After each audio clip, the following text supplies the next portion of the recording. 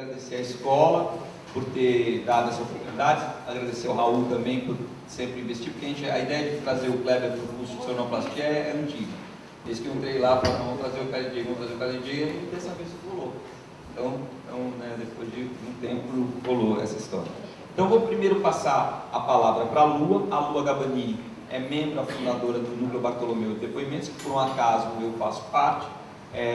Ela é DJ também, além de atriz e atriz MC, ela é DJ, e ela dirigiu o 3x3, que foi uma experiência, que depois ela fala mais, uma primeira experiência que eu acho, dentro do teatro, onde 3 DJs faziam os papéis, e onde um DJ dirigia a peça. Eu acho que isso é um fato que é uma coisa interessante da gente começar. Vou passar a palavra para a Lua. Obrigado pela presença. Bom, boa noite. Primeiro dizer que é uma honra estar aqui, sentada, ao lado do Kleber, que é uma das inspirações do pensamento de tocar. E se eu estou aqui também hoje é totalmente, em todos os sentidos, pelo Eugênio, não só por ele ter me chamado para a mesa, mas porque eu comecei a tocar ao lado dele e porque ele me fez, eu sou atriz de formação, e uma frase que ele falou um dia, que o DJ era um contador de histórias, me fez vontade de falar, não, contar história, estou dentro, e me fez vontade de entender essa brincadeira de tocar. Então, antes de falar do 3x3, que eu acho que é o motivo de eu estar aqui, pelo motivo da história da discotecagem, é um momento bem divertido aí de pensar a discotecagem pela atuação, pelo teatro. Bartolomeu, para quem não sabe, é um grupo de teatro hip hop, então eu pesquiso teatro junto com hip hop. Então a gente utiliza sempre o pensamento dos 4 elementos ali, tanto dançar, tocar, cantar, usar e o grafite como cenário, utilizar esses 4 elementos para o processo artístico, para fazer uma peça de teatro. E o MC colou muito rápido, né? Porque um ator MC, a ideia de falar em métrica, a ideia de falar, de cantar um rap, colou bem rápido. Assim, na primeira peça já tinha esse pensamento um pouco de cruzar. E o DJ, o Eugênio, era um monumento no Bartolomeu, do conhecimento do DJ e da história do hip hop. E na segunda peça, a Roberta entrou no caso, no fato de ser MC, eu falei, acho que eu vou tentar tocar. Bem ingênuo, legal, DJ, legal tocar, assim. Aí eu estraguei algumas agulhas e comecei a brincar com essa história de tocar. E para mim, tocar, eu sempre queria tocar música, eu gosto de dançar. Não era um conhecimento musical realmente de conhecer disco pra caramba, de conhecer música pra caramba. Eu ficava procurando disco, eu gostava de dançar, eu queria tocar. Aí eu achava o segundo que eu gostava de tocar, queria virar o primeiro que eu gostava de dançar. E assim por diante. A história era dada pela vontade de dançar, pela vontade de não tirar o pé da pista. Era realmente a vontade de uma música depois da outra. Então, no Acordei que Sonhava, a peça que eu começo a tocar, tem uma...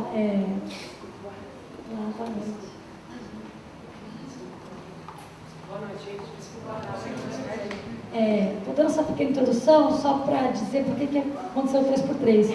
No Acordei, então, eu toco como DJ, faço um personagem, DJ, uma atriz, uma Rosaura, que era uma DJ, muito nervosa no começo de tocar, um pouco atrapalhada com a parte técnica, de tocar, entrar em cena, tocar, entrar em cena, tocar, entrar em cena o tempo inteiro, mas foi um salto assim, no entendimento da parte digital mesmo e da parte da música entrando na peça, como depoimento, e como reagir e contracenar com uma picape mesmo. E eu fiquei com isso na cabeça e ficava com essa coisa, gente, a gente precisa fazer essa história do DJ no palco, porque ainda é uma coisa que quando toca, não fala, a música já fala, a gente estava pensando se isso acontecia, não, se era só uma vontade. E quando a gente teve um projeto, cada um podia fazer ou desenvolver uma linha da pesquisa do núcleo, em 2008, eu propus o 3x3, 3 DJs em busca de um vinil perdido. Aí foi o Eugênio Lima, eu e o Robson, e eu dirigi, e a Cláudia fez um texto. A gente fez 3 personagens DJs, que estavam em busca de um vinil, que era o vinil. E a brincadeira era um pouco essa, era uma sinopse, uma fabulinha assim, que eles ficavam buscando. Eles chegam na frente de uma loja de disco, e ela tá fechada. Eles falam, fechou, acabou, não tem mais disco. E começam a correr atrás do vinil perdido. E aí, nesse processo, aconteceu E para isso, né, eu catei o Eugênio, eu ia aproveitando a história que eles tinham, e a gente não sabia nem por onde começar muito, a gente começou a mapear, e o Frank foi muito importante nessa época, e o Taíde, e a gente começou a mapear. A gente foi lá e falou, bom, vamos fazer tudo que o Bartolomeu faz, a gente fica estudando, que nem os doidos. A gente foi estudar essa historinha do hip hop aí a gente aproveitou o conhecimento do Eugênio aí, a vivência do Will, do Eugênio, e a gente fez uma linha do tempo foi o que lembra, né? Essa foi nossa primeira pesquisa, que era pra gente só entender, porque eu tinha uma ideia de que esses personagens, eles pulavam no tempo, eu não sabia como, eles caíam no tempo, eles caíam na São Bento, eles caíam no Bronx, eu tinha essa imagem, eu não sabia como. Se eles voavam uma nave espacial, não sei, para mim eles ficavam caindo no tempo. Assim. Como a discotecagem cai no tempo? Quando você põe um disco, você cai no tempo. Você cai no universo inteiro. Pensando em discotecagem, que eu pensava que a sinopse tinha que brincar dessa maneira também. E aí a gente fez um papelão, assim, uma linha do tempo, e aí a gente chamou o Frank para representar a parte da dança, chamou o Taíde, chamou o Julinho Deutscher, que não pôde ir, que era um grafiteiro, e montou uma linha do tempo no papelão, assim. Aí o cara quer fazer um vídeo e falou, vamos filmar essa linha do tempo. E a gente tinha chamado Taíde para ser um narrador do vídeo, que seria um anjo da história que comentaria alguns momentos. E aí a gente fez uma linha do tempo. Peraí, cadê as fotos? Só um minuto, gente. Fotos, é isso?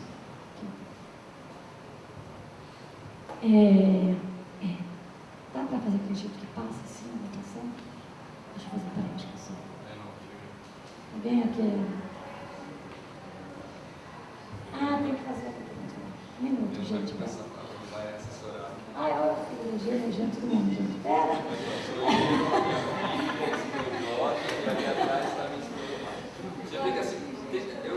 Isso é uma coisa que eu já quero falar. É uma coisa, o Cleber já sabe disso, já conhece até. Tem um processo que é uma mistura meio de África Bambata com Novos Baianos, entendeu? Então tudo é meio lá em casa, no Bartolomeu é assim, a porta está sempre aberta, os tocadistas estão sempre ligados, quem vai lá sabe Sempre como é que é. Sempre tem criança no ensaio, tem cachorro também no ensaio, então é uma mistura do África Bambata com os Novos Baianos, entendeu? Então aqui está todo mundo junto, Então entendeu? aqui, ó. Não, então é isso, a gente fez uma linha, colocou umas datas, começou a colar uns discos, colar uns flyers, colar polaina, colar camiseta, fazer essa brincadeira no tempo e nossa, todo mundo trouxe, quem estava por perto, como é que eu dei isso aqui, você acha? Não sei. Essa aqui é umas fotos que a gente fez para a linha, tem uma foto bem grandona, a gente foi pesquisando e colando aí.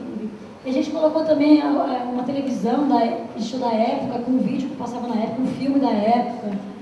E tem uns pedacinhos. A gente chamou também o Líbero, uma lavória, que era uma artista que fazia os numerinhos, e deu uma desenhada com giz, assim. Era isso, era exatamente isso. A linha do tempo. Era uma painelzão. Tem uma grandona, que eu acho que gravou bem. Que eu acho que esse é o grande legado do 3x3. Eu acho que foi um legado, porque a peça a gente não faz mais, fez só naquela época, mas essa linha está no Bartolomeu hoje em dia exposta ali, e a gente tem vontade de continuar, ela está parando em 2008. Ixi, faz tempo. Deixa eu pegar uma grande aqui, peraí, lembrei. Tem uma grandona. Essa é uma grandona. Dá para ter uma ideia? Dá para ter uma ideiazinha, né? Começa em 52 exatamente. Não, na verdade, começa aí, lá no Bronx. No original, começava para fazer a peça, começava em 58 por causa do seu Oswaldo. Então era uma foto do Martinelli e começava na que está exposta no Bartolomeu, a gente adotou a Block Party do Kuhurk como uma marca inicial, que aí a gente resolveu resumir a ideia do hip hop. Então começa em 73. E essa está exposta, ela ficou exposta durante um tempo, numa instalação que a gente fez no Sesc. Não só ela, como assim, tinha em paralelo a linha do tempo do hip hop e a linha do tempo do teatro. Então o teatro época também contava, então vinha de 20, então você tinha uma de frente para a outra. E tinham várias coisas dentro da linha do tempo que não tem no Bartolomeu, que você podia escutar cada período, a cada 10 anos, você tinha uma coletânea de músicas daquele período. E você tinha alguns anos que você podia escutar, então você tinha, por exemplo, você tinha um período que na década de 90 você podia escutar o Raio-X do Brasil, o Humildade e Coragem são nossas armas para lutar, você podia escutar Arrested, NWA, Public Enemy, aí você misturava assim, né? Então isso no Bartolomeu não tem. E passava também os vídeos, assim, nessa história, né? E ela acabou sendo, a gente acabou usando como cenário para o Taíde gravar, ele ficava nessa linha do tempo e a gente gravou todas as cenas dele aqui. Então ele, como se ele fosse um anjo dessa história, ele perambulava aqui por esse tempo. Para não fazer um monólogo aqui, porque a gente vai conversar, eu mostro então só o clipe, tem 1 minuto, 20. Isso aqui, Eugênio? É o clipe da peça. Dá saudade de ver vezes. Tá com áudio, né?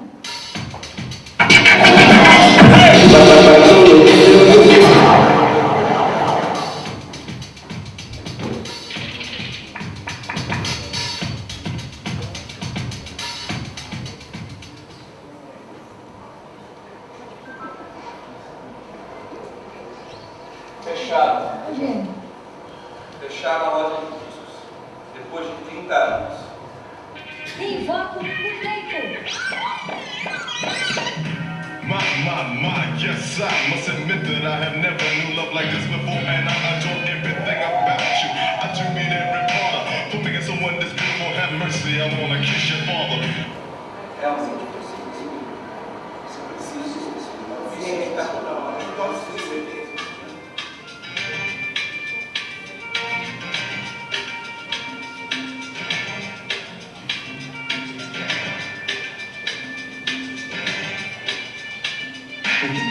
Responde-me, irmão, meu irmão, tudo diga que você está à procura de um novo som que tenha o ritmo da vida levar o que tanto te incomoda e que pode arriscar, te inspire, te legitime, se pare, te dê os elementos para a vida transformar, o que tanto procuras e não te deixa parar, quem sabe eu possa te ajudar.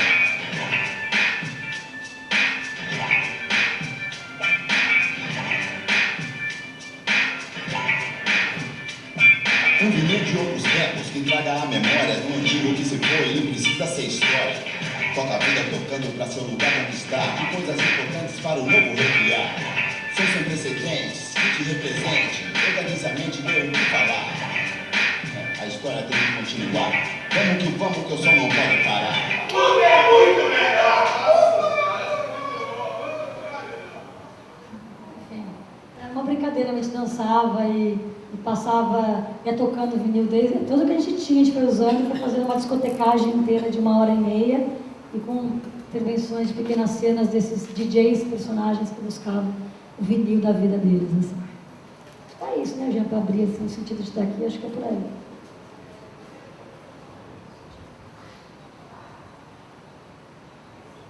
Então, e aí agora eu passo a palavra aqui para a Cláudia.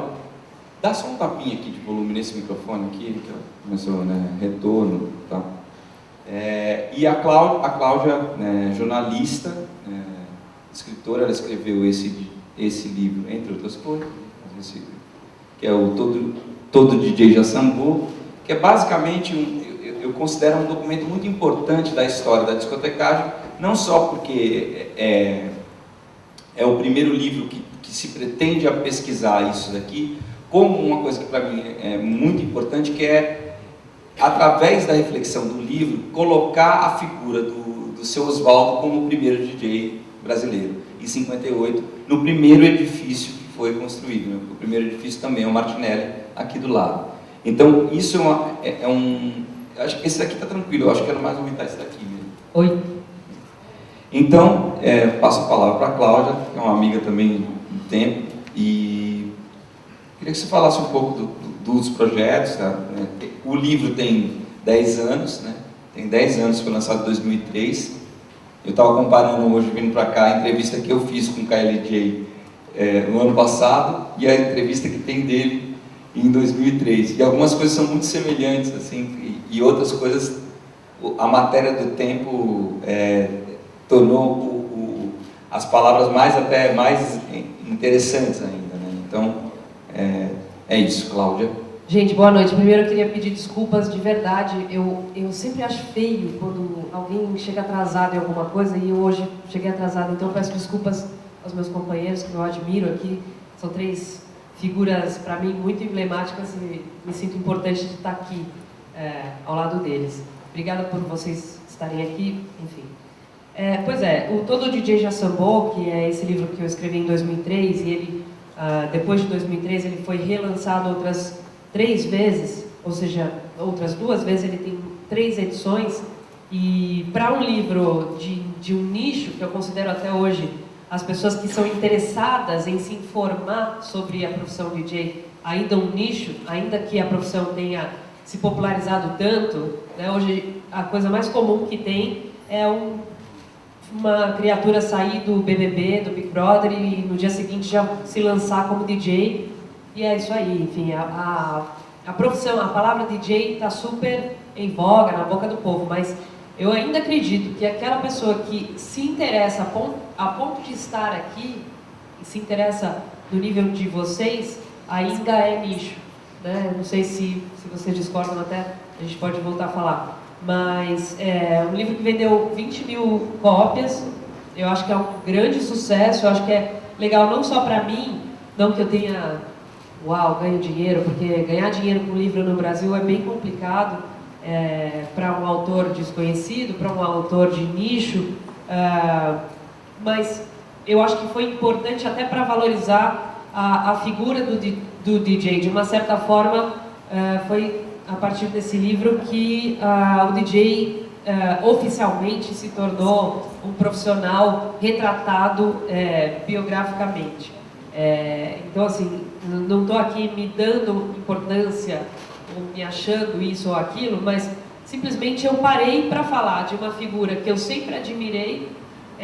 Eu comecei a sair muito cedo, muito precocemente na vida, e quem me levava na noite era minha irmã, que era 5 anos mais velha. Então ela sempre me deixava ali como chaveirinho. Eu era meio obrigada a ir com ela para que meu pai e minha mãe tivessem certeza de que ela voltaria para casa. Então eles largavam a garota de 13 anos para sair com ela, para ela voltar.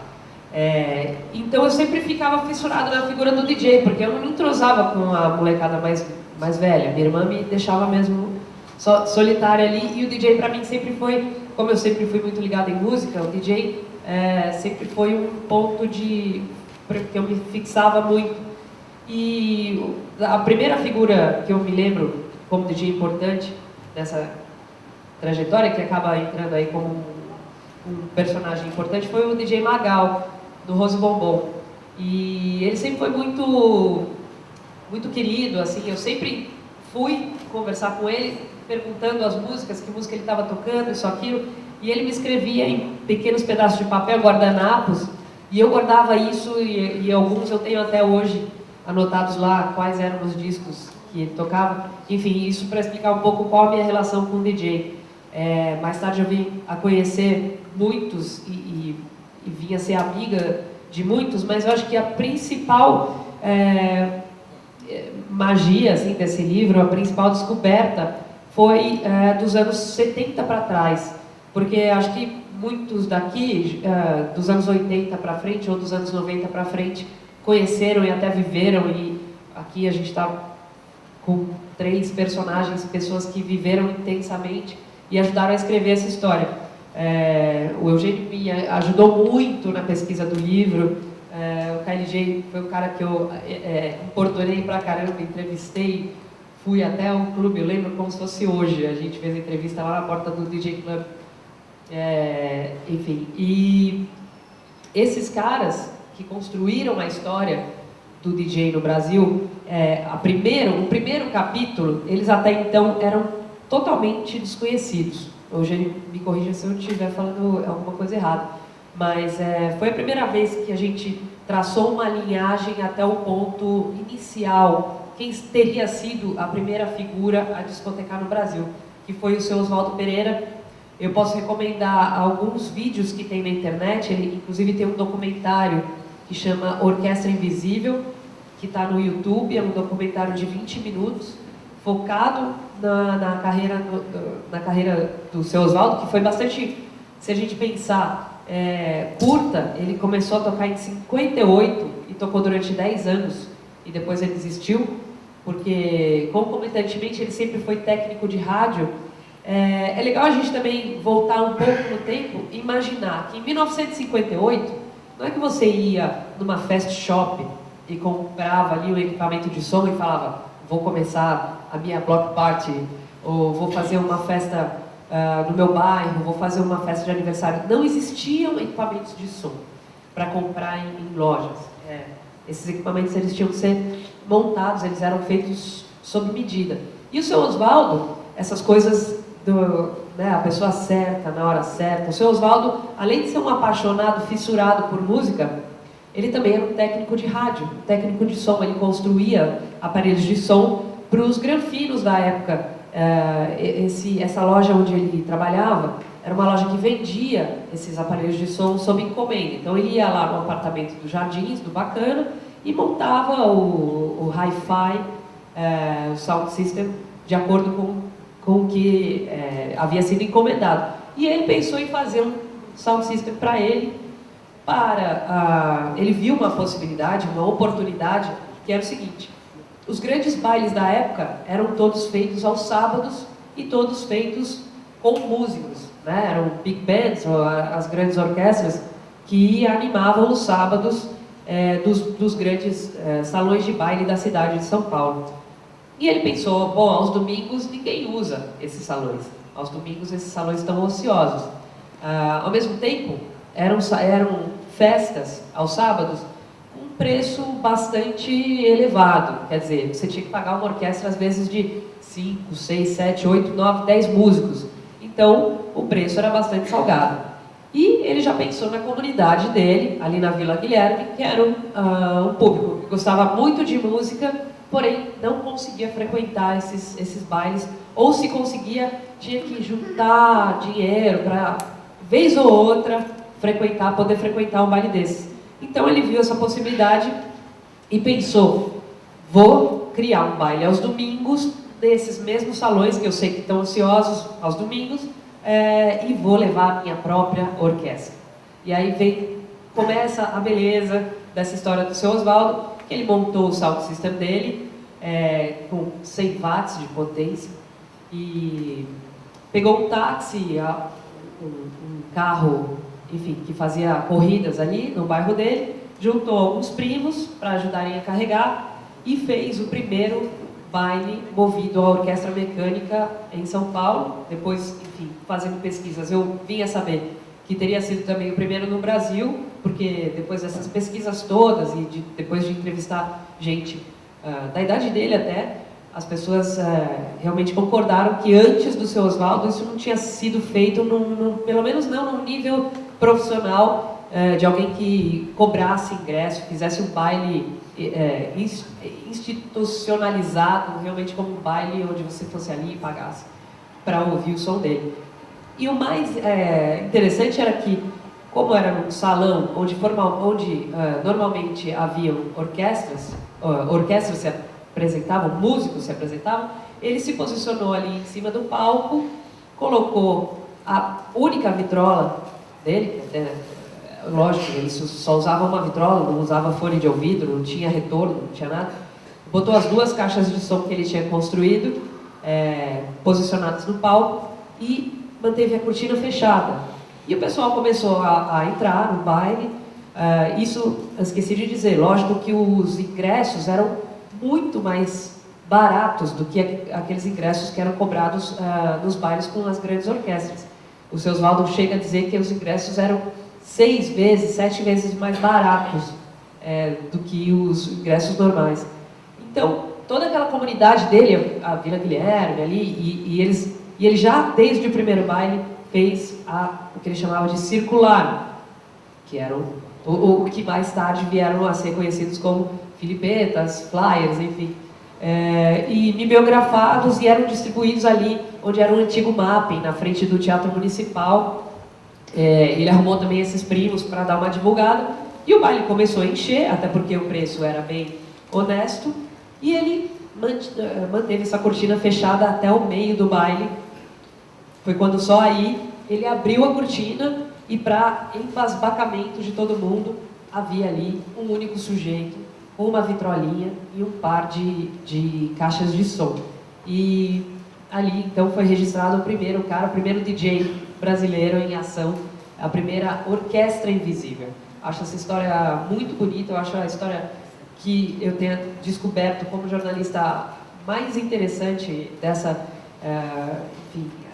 de tentar buscar o início, né, o primeiro fio dessa meada que foi desenrolar nisso que a gente é tão apaixonado hoje, que é o DJ, que é a discotecagem. Enfim, acho que é uma história extremamente brasileira, é um cara que viu uma oportunidade, um cara que não tinha posse, mas um cara que tinha conhecimento e um cara que tinha habilidades. Então, o Seu Oswaldo foi esse cara que começou essa história, que mais tarde veio a se multiplicar. A história das orquestras invisíveis em São Paulo, no começo dos anos 60, virou uma febre. Várias equipes de baile então se formaram, isso também no Rio de Janeiro ao mesmo tempo. Lógico, a gente tem que pensar no inconsciente coletivo e as coisas que estão acontecendo ao mesmo tempo. Enquanto o Seu Oswaldo vinha com essa ideia, lógico que ao mesmo tempo, ou um pouco depois, outras pessoas vieram a fazer, e eu listo algumas dessas pessoas, alguns desses DJs históricos no livro, mas realmente quem deu o pontapé aí foi o Seu Oswaldo. E essa história eu acho fantástica, linda. Essa história é linda, né? Era a Orquestra Invisível Let's Dance. Let's Dance, porque lógico que tinha que ter um nome pomposo, porque todas a Orquestra Invisível Let's Dance, porque ele achou super chique ter um nome internacional, um nome inglês, porque afinal os outros bailes também usavam e abusavam do inglês, para dar aquela sofisticada, né, no nome das big bands. A começar pelas big bands, eles falavam big bands aqui em São Paulo, e não grandes orquestras. Enfim, né? Agora, apresentando, é que assim, eu não precisaria apresentar, mas o legal de apresentar, porque como vai ficar registrado, você tem que dar aquela apresentada. Então assim, aqui, Kleber, mais conhecido como no seu nome como discotecário, KLJ, de uma banda que... o KLJ, ele é um DJ com várias habilidades, mas entre as habilidades que ele tem, ele também é de uma banda chamada Racionais MCs. Não sei se vocês conhecem, para mim é uma banda razoavelmente importante. Não, e o que é interessante é que assim, que eu estava brincando com o Kleber, porque eu fiz essa mesma brincadeira com ele lá no Cidade Sonora. Porque o engraçado é que, como a gente se conhece há um certo tempo, você falava Racionais MCs e beleza, sempre foi uma coisa super importante. Depois da passagem do tempo, a gente ficando mais velho, quando você fala Racionais MC, tem a história inteira a seu favor para contar o que acontece. Então, isso tem uma dimensão muito grande, assim, né, hoje, do que quando, na época do Holocausto Urbano, que também já era importante. Mas hoje, depois de tantos tempos discotecando, de tantos movimentos, isso se torna mais importante. Então, eu gosto de apresentar só para poder falar isso, exatamente. Que a matéria da história opera sobre essa... Então, é uma honra muito grande. Desculpa, eu fico até emocionado mesmo. Como dizer, é assim mesmo. E com a palavra, KLJ. Saudações, geral, boa noite a todos. Tentarei ser bem objetivo, porque são 23/24 anos de carreira, juntando a parte amadora e profissional. Então, o começo de tudo foi ali nos anos 80, começo dos anos 80,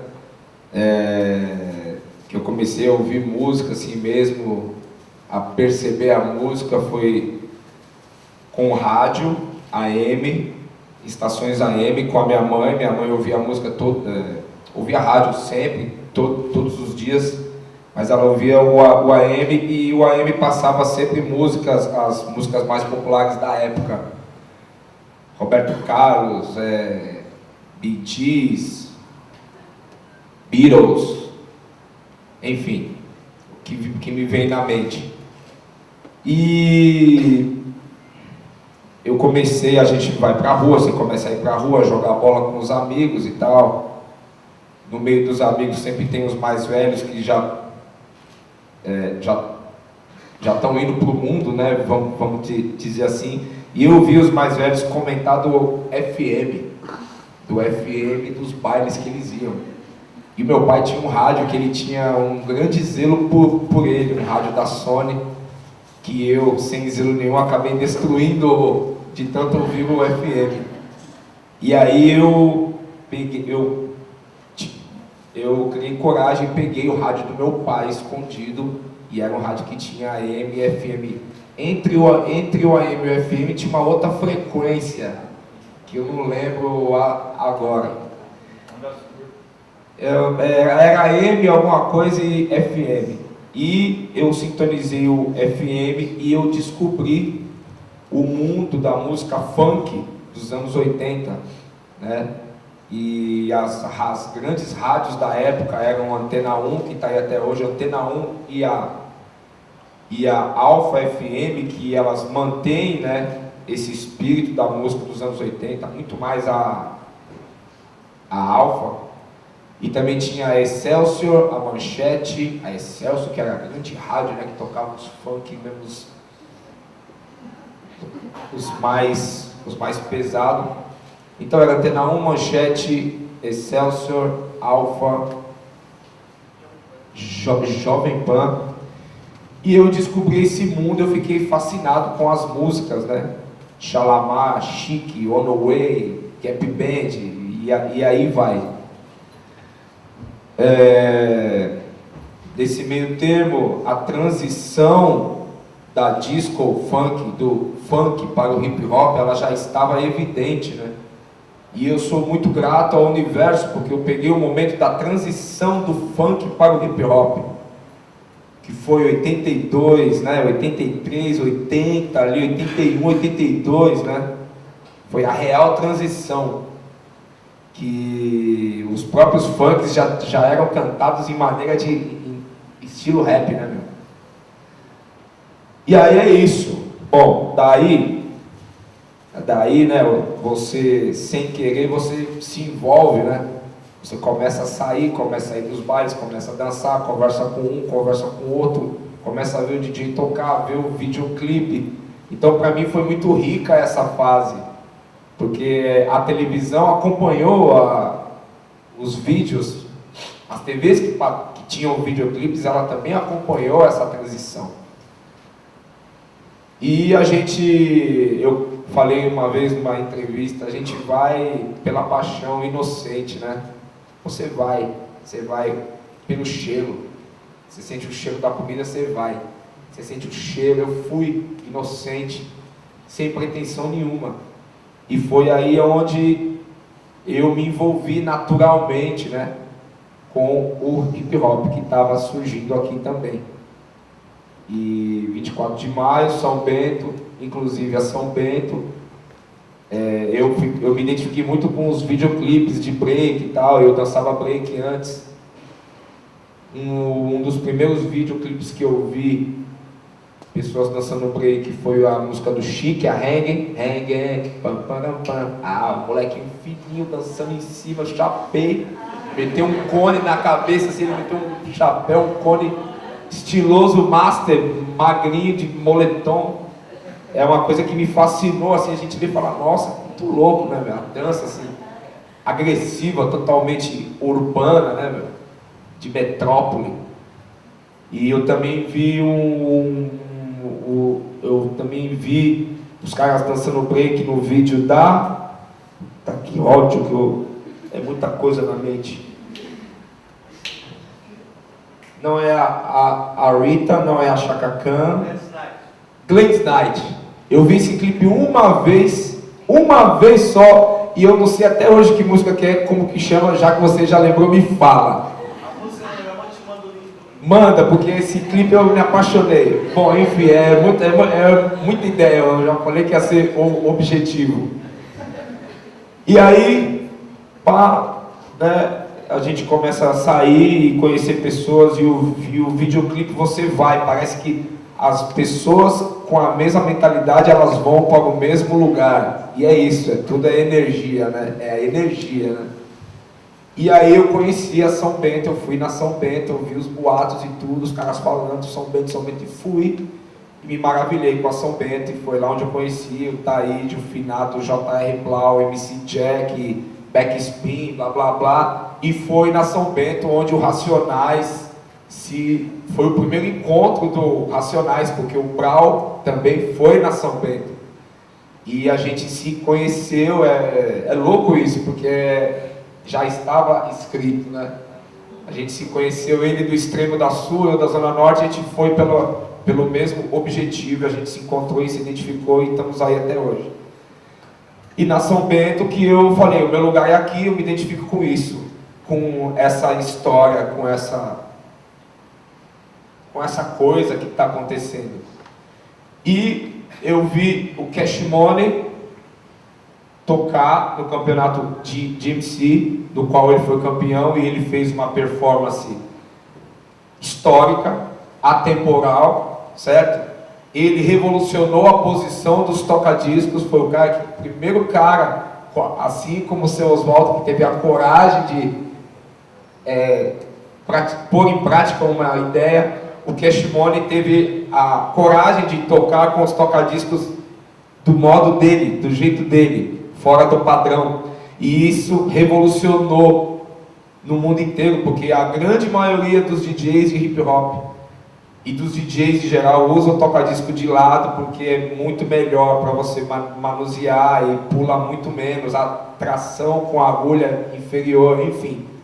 E ele foi o cara que lançou o Mixer Gemini, que tocou com um mixer pequenininho, no qual o espaço entre um toca-disco e outro, ele reduziu, né, com o tamanho do mixer, todo mundo tocando com os mixer grandes, ele reduziu o espaço e fez com que a performance fosse muito mais prática. Então, o Cash Money, eu me identifiquei muito com ele, mas o cara que eu realmente... Eu vi o Cash Money, eu já praticava, já estava ali, já tinha montado uma equipe com Ed Rock de música e tal. Na época, nos anos 80, tinha muito isso. Não era só as grandes equipes que faziam festas, as pessoas faziam muita festa em casa de família também. E eu montei essa equipe com Ed Rock, que chama Bill Black, o nome do DJ do Curtis Blow.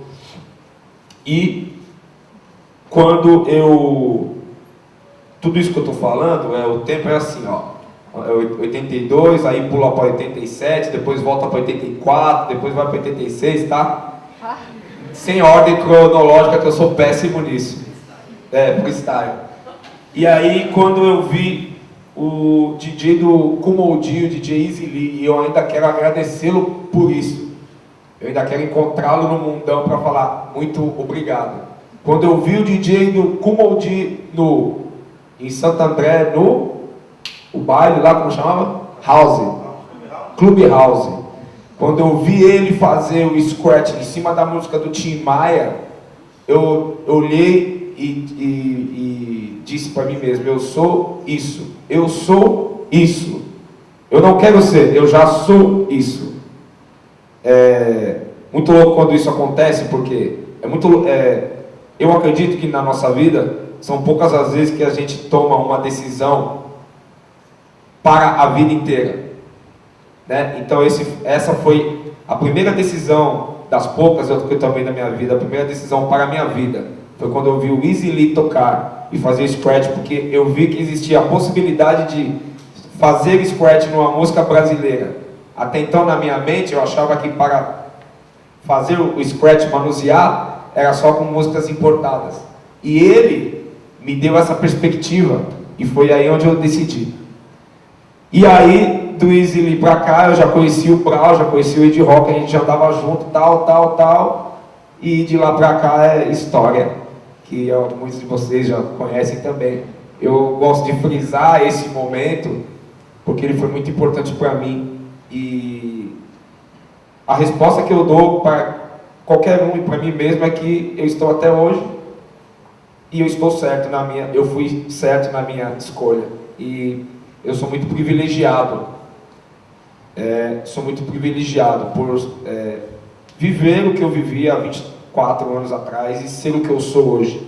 E se manter na linha de frente dos principais. O dinheiro é bom, a fama é bom, certo? Não vou negar isso, não vou ser hipócrita. Mas eu não entrei no estilo de vida hip hop para ganhar dinheiro ou para ser famoso. Eu entrei porque eu me apaixonei. E eu sou apaixonado até hoje. E o melhor ainda está por vir.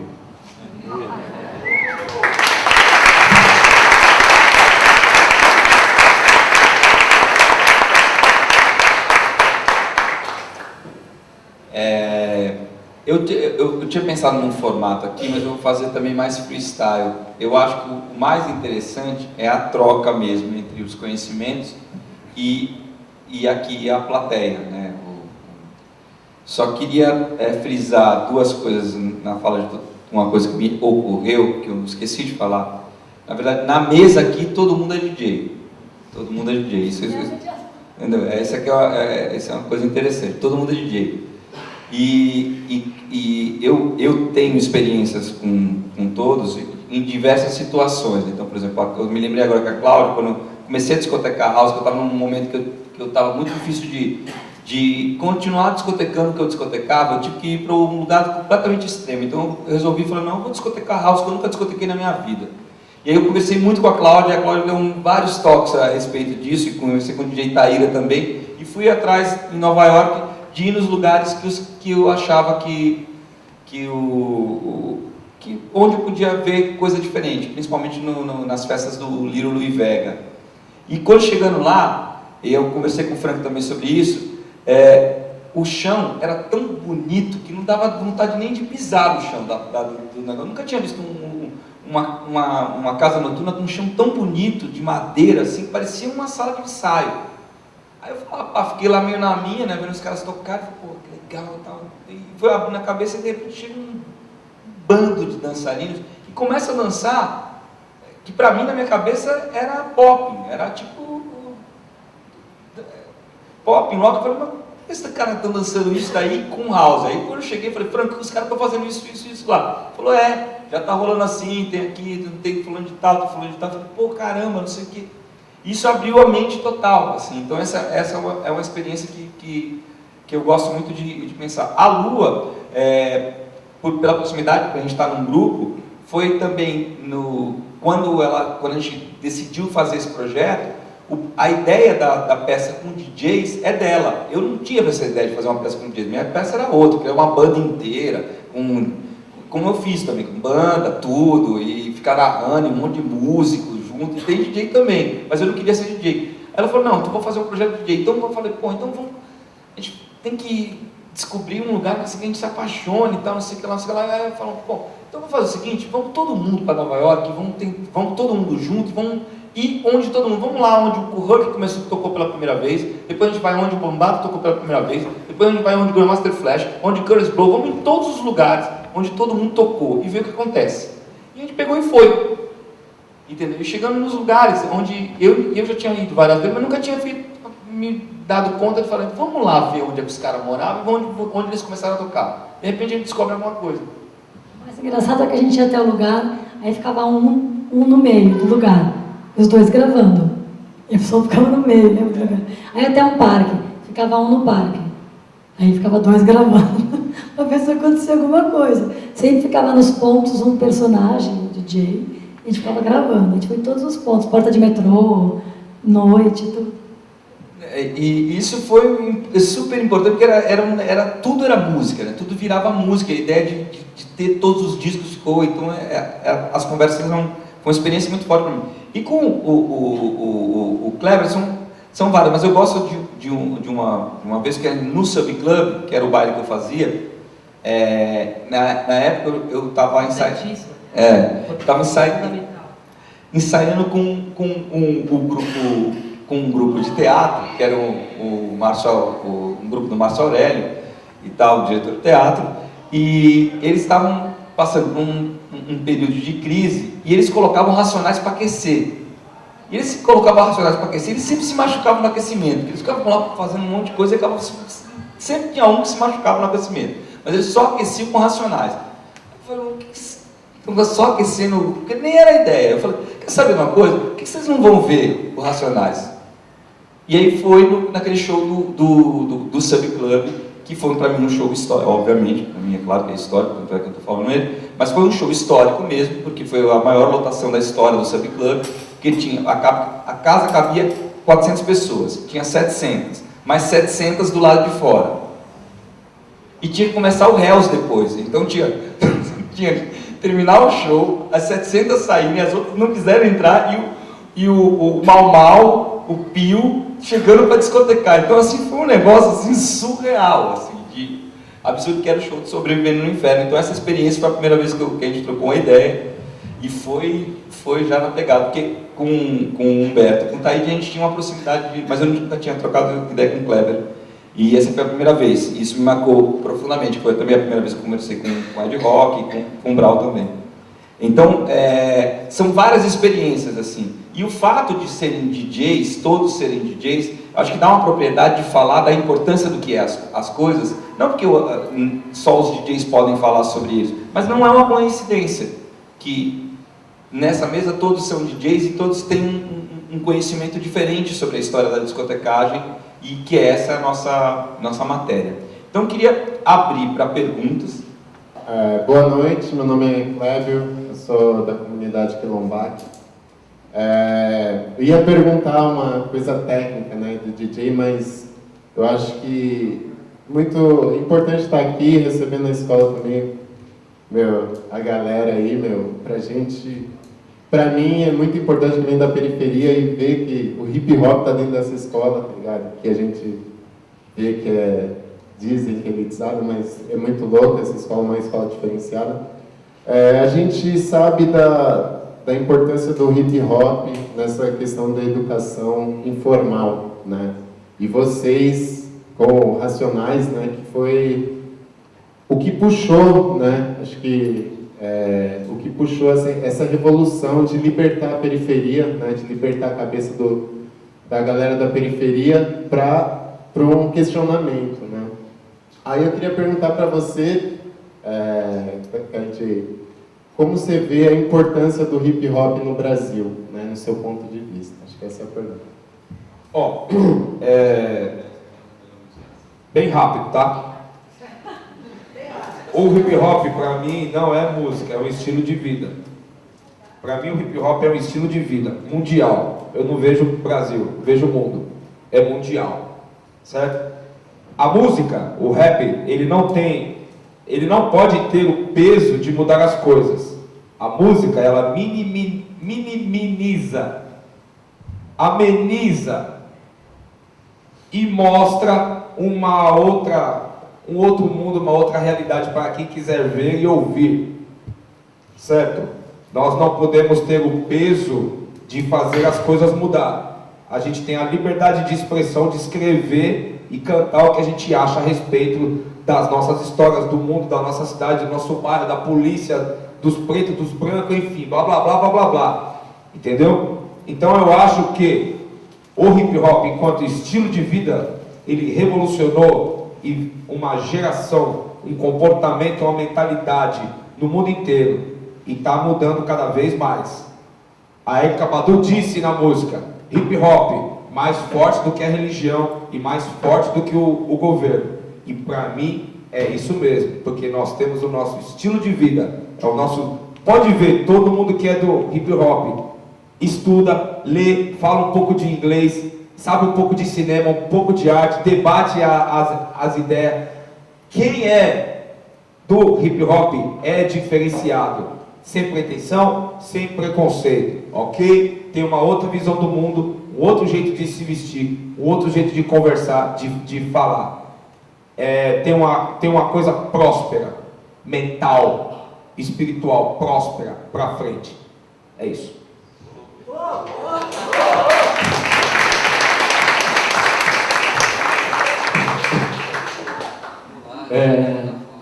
Sou o Nel, sou dançarino e o KLJ ele comentou no início sobre o rádio, né, do pai dele, intocável, e eu vivi muito essa experiência porque eu fui criado pelo meu avô e meu avô tinha um 3 em 1.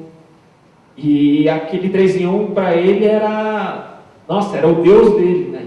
Então, ele ouvia muito sertanejo, Chitãozinho, Chororó, aquela coisa toda. E aquilo me perturbava porque eu não curtia aquele estilo de música.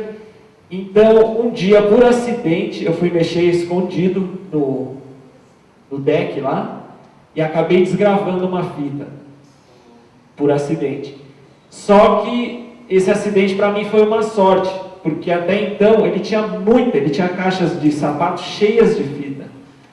E eu acabei pegando as fitas que ele menos escutava e desgravando para poder gravar as músicas que passavam no rádio na época, James Brown, Jackson 5, por aí à frente. E eu queria saber, assim, dos 4, né, que a gente está aqui focado no vinil, porque é a base do DJ, mas eu queria saber de vocês, se vocês tiveram essa experiência, essa transição também de desgravar muita fita para poder fazer o repertório, porque eu fazia um repertório em cima da fita, né, das músicas que eu mais gostava. Quem desgravava as minhas fitas era meu irmão, porque ele ouvia, às vezes ele não sabia direito o que era play, o que era rec, ele apertava o rec e desgravava tudo. Mas eu nunca desgravei não, eu sempre gravei fita, sempre gravei muita fita cassete. Super importante você falar da fita cassete, que veio pra gente, veio antes do vinil, né, Eugênio? A fita cassete era você podia gravar várias músicas numa fita cassete, porque eu mesmo não tinha dinheiro para comprar disco, eu pagava para os caras gravarem as músicas em fita. A fita cassete muito importante, mas nunca desgravei não. Para mim a fita também foi fundamental, porque muita coisa que lá no começo eu falei que eu perguntava para os DJs nos clubes que eu ia, bem pirralha, e não achava no Eldorado, ou na Sears, ou no Mapping, né, que era onde eu ia com a minha mãe. Esses discos eram importados e tinha muito pouco na 7 de Abril, em lojas no centro de São Paulo, e eu tinha pouca oportunidade de ir, eu era, como eu falei, pirralha. Então eu ficava no rádio, ouvindo os programas da Nova, da 89 eu também gostava, tinha um programa do José Roberto Mar, que eram Novas Tendências, eu gravei muita fita do José Roberto Mar, Gregão, que tinha um programa na Jovem Pan, nos anos 80, no começo dos anos 80, e eu ficava esperando o momento de tocar as músicas que eu tinha ouvido na noite, ou então gravava o programa inteiro, e aí eu aprendi uma manha, que é super manjada, de quem conviveu com fita, que era de tirar aquela lingueta para aquela fita nunca mais ser desgravada. Então, se o seu avô soubesse disso, você nunca ia ter aprendido, nunca ia ter conseguido gravar os seus James Brown. Porque era um segredo, você trancava aquela fita para sempre. E eu tenho algumas dessas fitas até hoje. A fita cassete para mim foi fundamental, porque quando eu cheguei em São Paulo pela segunda vez, em 83, tinha um programa na Bandeirantes. Se bem que você podia colar um durex, depois eu aprendi. Mas no começo eu achava que eu estava super segura com aquilo. Mas era uma trava de segurança, e a gente usava... E tinha um programa na Bandeirantes que chamava Sweet Love, entendeu? Que passava 1 hora de música black. E era demais. E eu tinha uma fita que começava com a Chaka Khan cantando Do Me Baby, que é uma música do Prince. Que essa era a minha fita mais... Eu era apaixonado. Depois eu sabia Do Me Baby, Ribbon in the Sky. Depois que eu tava... Era Anita Baker com Sweet Love, que era o tema. E eu gravava ela inteira. Eu andava tanto com muita fita. Até um dia que assim... às vezes pegava táxi, e eu pegava táxi que tinha toca-fita, porque eu queria ir no caminho que eu ia escutando a fita que eu estava em casa. Aí um dia eu estava num desses corres, né, e eu estava sem dinheiro. E eu falei, putz, caramba, não tenho dinheiro. Aí o cara falou assim, me dá a fita. Aí eu falei, a fita? Não, a fita não.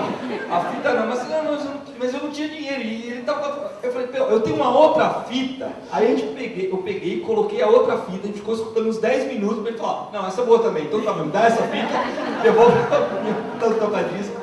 E então assim, a fita cassete pra mim foi uma libertação. Eu gravava trilhas inteiras de um deck pro outro, assim. Isso era assim, tipo, era a minha primeira experiência de mixagem.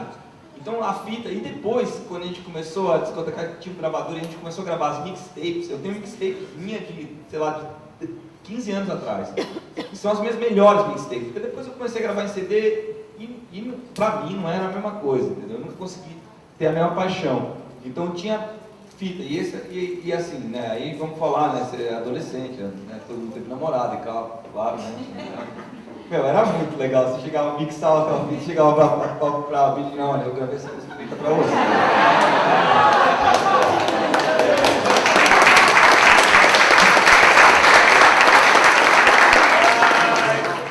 Porque analisando hoje as festas, tanto a nível festas grandes, eventos grandes, e eventos pequenos que acontecem nas quebradas, que grupos e coletivos organizam, a figura do DJ, ele faz o ponto das festas. Então, por exemplo, tem lá festas, encontro dos b-boys ou um grande campeonato, a presença do DJ está lá. Há uma exposição de grafite, o DJ está lá. Há festas de rap, o DJ está lá. Então o DJ ele acaba, sendo na minha visão, esse catalisador que ainda faz duelo entre os outros elementos do hip hop. O que tu acha disso? Então, é o fundador, né, cara? Todo respeito aí aos demais, aos MCs, aos grafiteiros, é o que fundou, é o multi-homem, né? Ele é o produtor, ele é o radialista, ele é o DJ de performance, ele é o DJ que toca no campeonato de b-boy, é o que solta a música, é o que dirige o carro. Tem um vídeo muito louco que aparece o Kool Herc no final abrindo a porta do ônibus, é o que conduz, né, cara? É isso, é o da... Não é o Love of My Life, é esse? É o Love of My Life, louco, o amor da minha vida. Você é o meu amigo. Nossa Senhora! Você é o meu amigo! Né? O irmão mais velho, que vários não tiveram, o pai que muitos homens e mulheres não tiveram, é o hip hop. E ela, nessa frase, né? O amor da minha vida, você é o meu amigo. Você é louco, então é o que conduz, cara. É o motorista do ônibus, do carro, da nave, né? É o que põe a música para as pessoas cantarem, dançarem, se divertirem. Isso é DJ. Muito respeito, hein?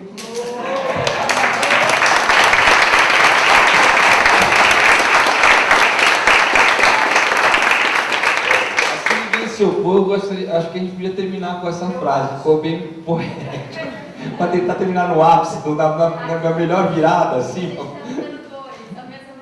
A gente faz a mesa número 2 a partir daqui, né? A partir dessa ideia a gente, né, que tem esse estado adiantado da hora e tem também que tem que saber, a gente também tem que saber desligar os tocadiscos, né? Falar, ó, peraí, tal, e, né, dar aquele pause e tal. Então eu queria agradecer muito a presença da mesa, do Kleber, da Cláudia, da Lua. Queria uma salva de palmas para eles, por favor.